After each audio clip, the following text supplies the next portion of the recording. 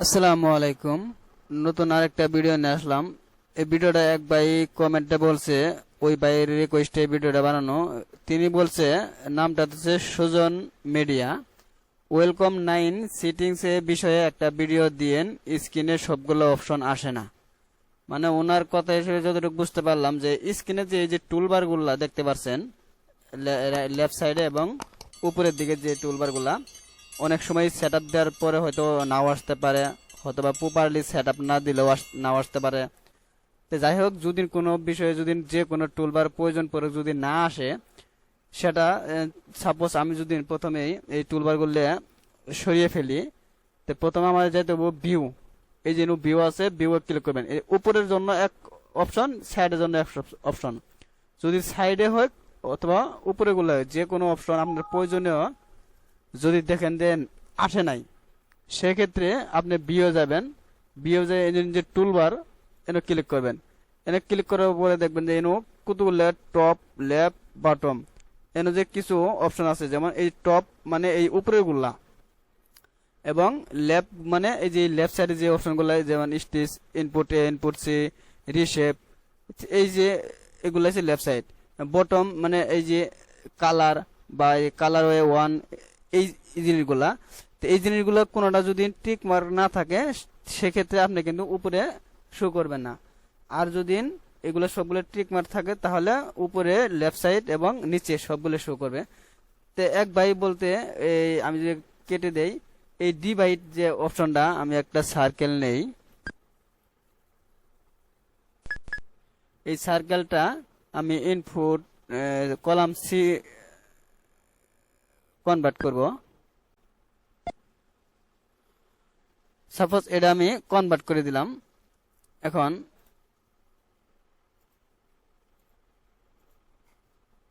এটা এই স্টিচটা আমি দিয়ে রাখলাম।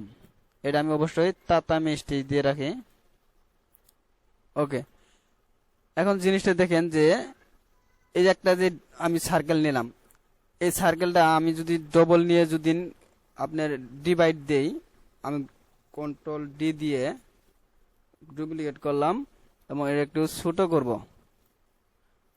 এটা কালারটা দিব, এই কালার দিব, আর একটু ছোট করি। ওকে, এখন আমার এই পুরাটা যদি সিলেক্ট করি, আমার ডিভাইড যে ভাই কমেন্ট করছে উনি বলছে যে আমার ডিভাইড যে টুলবারটা এটা খুঁজে পাই না। তো এই যে সিলেক্ট করার পর যে এই যে ডিভাইড অপশনটা কিন্তু আমার শো করছে।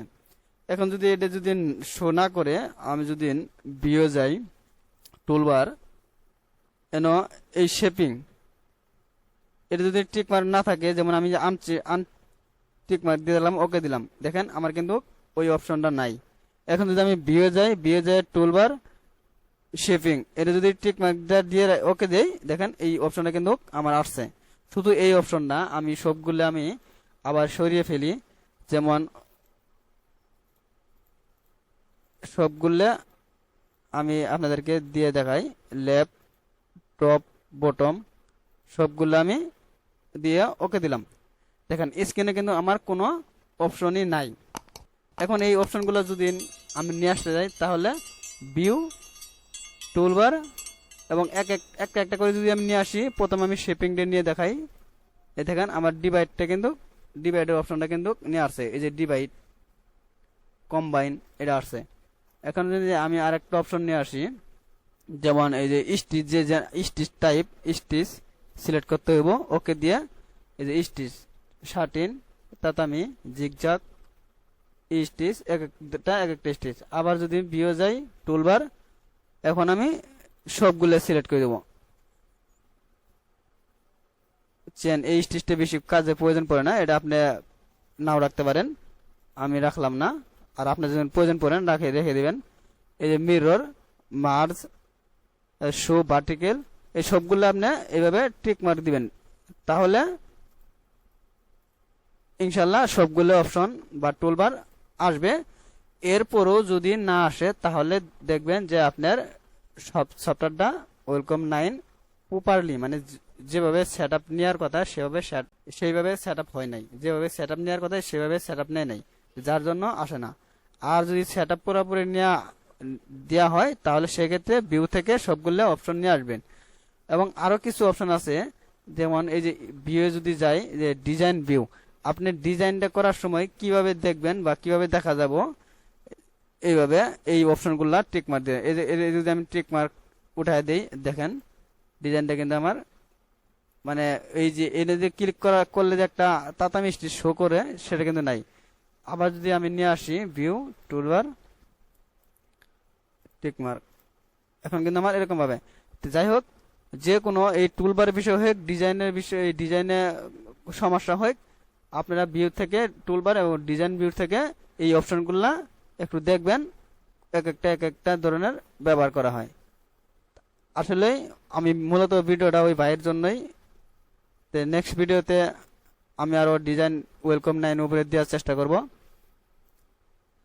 তো আসলে যদি ভিডিওটি ভালো লাগে বা এরকম গ্রাফিক্স বা এমব্রয়ডারি ডিজাইন যারা শিখতে চান, অবশ্যই চ্যানেলটা সাবস্ক্রাইব করে পাশে থাকবেন এবং নতুন নতুন ভিডিও আপলোড করলে এই ভিডিওগুলো দেখবেন এবং আপনারা প্র্যাকটিস করবেন। ইনশাআল্লাহ প্র্যাকটিস করতে করতে একসময় অনেক কিছু শিখতে পারবেন। শেখার পরে অনলাইন অথবা অফলাইন যে কোনো এক জায়গায় আপনারা ইনকাম করতে পারবেন, অফলাইনে চাকরি করতে পারবেন অথবা অনলাইন থেকে ফ্রিল্যান্সিং করতে পারবেন।